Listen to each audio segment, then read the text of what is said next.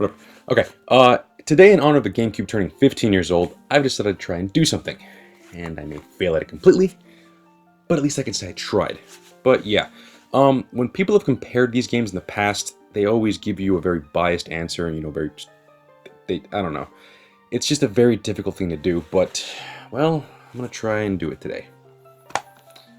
In honor of the GameCube turning 15 years old, I'm gonna try and compare these two legendary games. Legend of Zelda, The Wind Waker, The Legend of Zelda, Twilight Princess. And the criteria is concept, story, visual presentation, audio, and of course, the most important one, probably in many people's eyes, gameplay. Alright, now before I start, I am going to be picking a winner here. So I'm not going to cop out at the last second saying, oh, they're both equally as good. No. And knowing that, I know I'm opening up the floodgates to people just pretty much trashing me in the comments, telling me that I suck, or, how could you not choose this one? This is actually the best one. But look, I get it. People have their preferences, but I'm trying to unbiasedly and quantifiably and logically try to choose which one of these is the better game. And I'm also only going to be focusing on the GameCube versions, the originals. So no HD Remasters here. So just leaving that out there. But yeah. Even having said all that, I understand that I'm still digging in my own grave here. But that's fine. I don't mind. So, let's begin, shall we?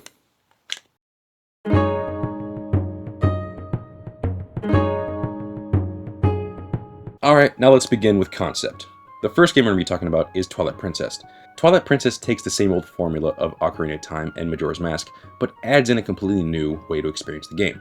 You can now play as a wolf. In this mode, gameplay seems vastly different, but in reality it's just a great use of old concepts in the series, like Epona's ability to dash, and using magical abilities to fight. It was a great way to spice up the formula, but Wind Waker took it a whole step further. They designed the game with the whole world being flooded in mind. This required a huge overhaul of game mechanics. Not only could you travel by ground, you could also travel by sea and pretty much the air.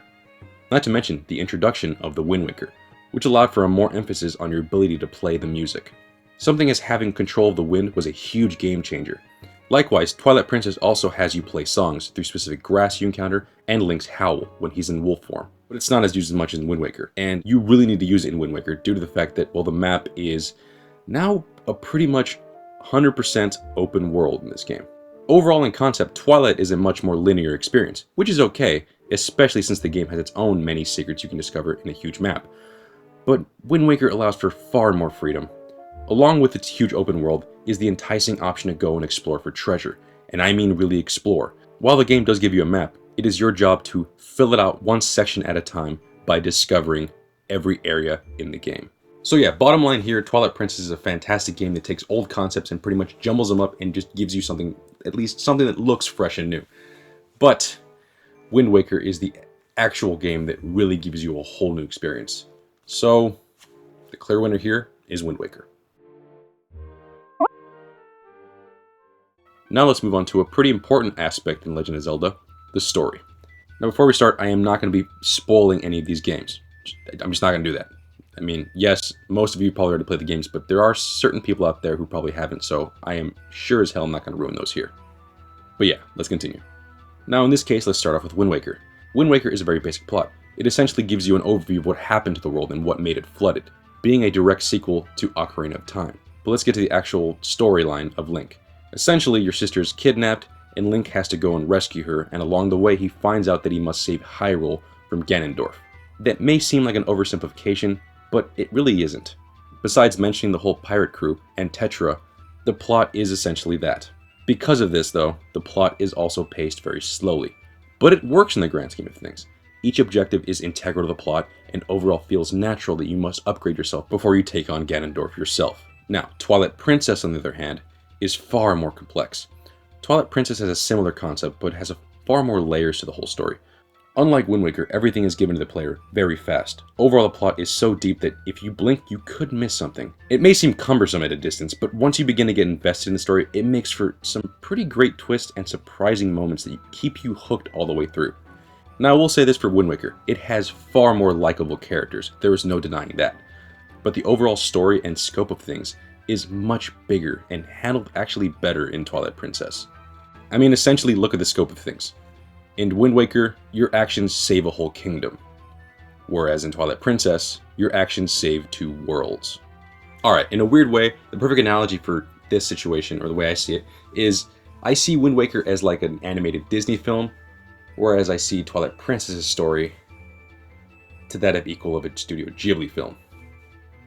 So yeah, there's a clear winner there. So point goes to Twilight Princess. Now let's move on to the visual presentation, the graphics and art style. To start us off, let's talk about Wind Waker. Wind Waker is very colorful and vibrant. Its style is perfect and really feels like a storybook come to life, while Twilight Princess's graphics are dark and pretty drab. It really captures the concept of a Twilight world leaking into Link's world. In all honesty, I love both art styles, and in my opinion, each have their own very unique and, honest to God, some of the best art for any Zelda game out there. Both of these get a 10 in the art department for completely different reasons. Wind Waker is light and happy, while Twilight Princess is somber and brooding. But there must be a winner here, so I will have to choose through one specification. How timeless are the graphics? And in this case, there is only one clear winner.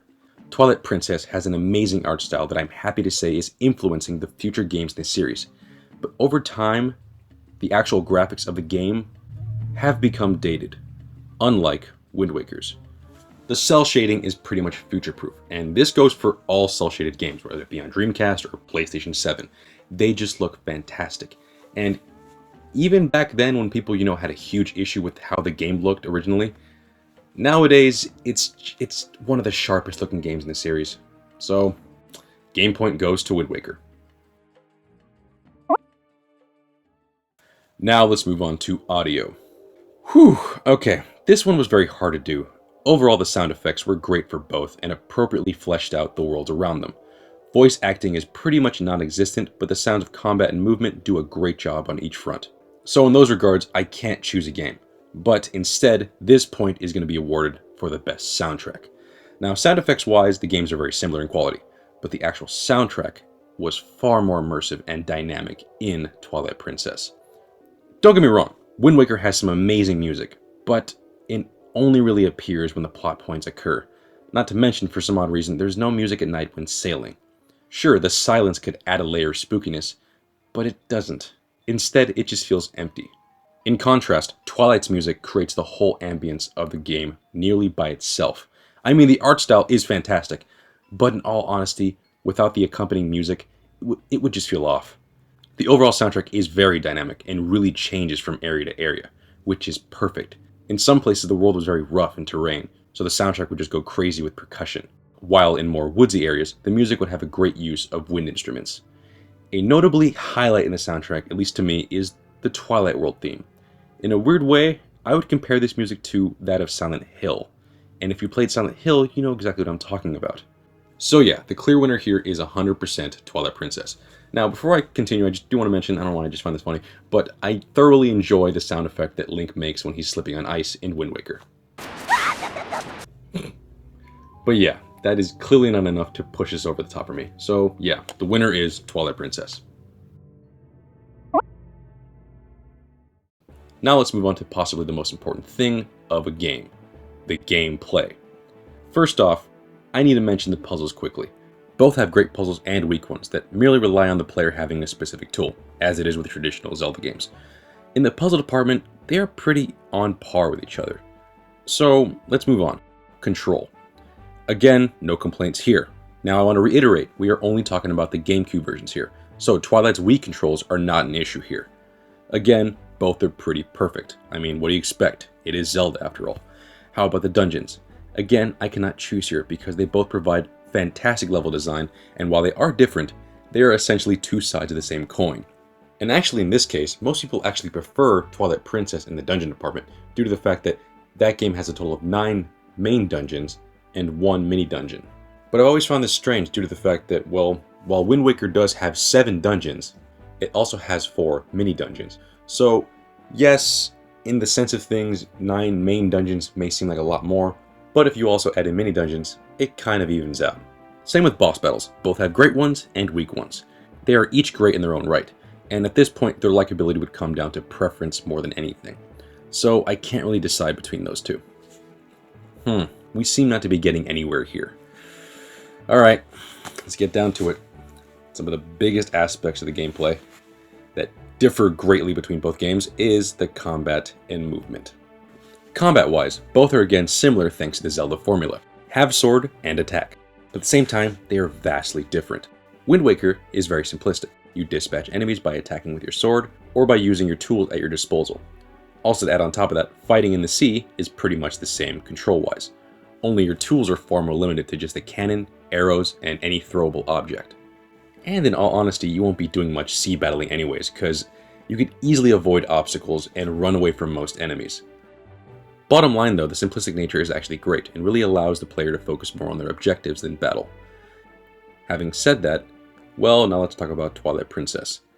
Out of the two, it is the far more complex one. While fighting as Link, you are given the same abilities as in Wind Waker. Use your sword and any tools you may have. But along with that, you can also learn new moves, from the original Hero of Time, the Hero's Shade. Oh, and I'm not kidding, that is really him. It even says so in here. Although some of these moves don't really add an overall edge against some enemies, they are an added option and gives the player the freedom to mix up their fighting style if they feel like the combat is getting repetitive. On top of that, in your second form, you're also able to fight as a wolf. It controls very similar, but it's far more fluid and quick.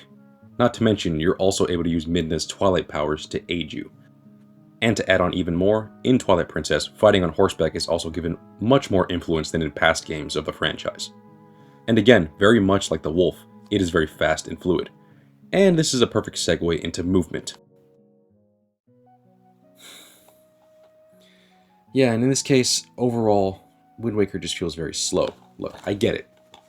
A slow-paced story or like slow gameplay could, benefit a game, add tension, leave the player on the edge of their seat. But in this case, it doesn't.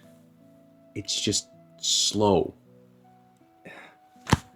You're supposed to be an adventure, but it really gets dragged down when the game really slows down like this. And look, I get it. Toon Link is young. That's why he has short, stubby legs. That's why he can't move as fast as like adult Link. But young Link in Majora's Mask and Ocarina of Time didn't move this slowly, if I recall. In some instances, I helplessly mashed the roll button, just so I could save some milliseconds off my time. Sure, call me impatient, that is fine, but compared to Twilight Princess, it was a snail. In Twilight, just the added overall agility of adult Link really makes a huge difference. As mentioned before, combat was fun and fast, and you are constantly on the move, whether it is by running on two legs, dashing on all fours, or riding a pony at full speed. And both have huge worlds, so fast movement is definitely important. Although you do move faster in Wind Waker's sailboat compared to any form of transportation in Twilight Princess, the world has a lot of nothing. Yes, the sense of exploration is great here, but in actual gameplay standards, sailing from one place to another gets really tedious and pretty boring sometimes. Which is really bad because it begins to look like padding to the overall experience.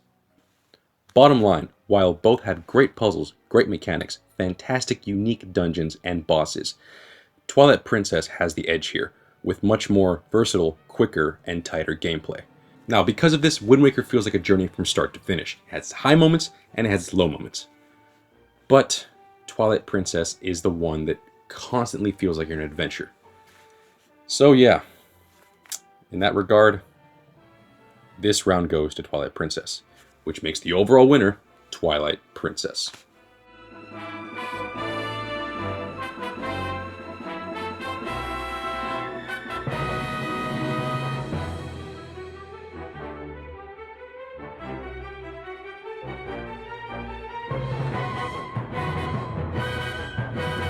Well, that's the video. And yeah, look, I understand that some of you may be steaming at me because, Wind Waker is your much more preferred title. But again, I'm trying to be unbiased here. I'm not even going to tell you which one I prefer because that's irrelevant. Also, one thing I didn't touch on was the length of both games. They both have great replayability, and also they have hours and hours of gameplay. But it will take you a lot longer to beat Twilight Princess' story compared to Wind Waker. But Wind Waker does have the edge over completionists. If you're a completionist, it will take you a hell of a lot longer to beat that game than it does for Twilight Princess. So whichever you prefer, they're both great for that.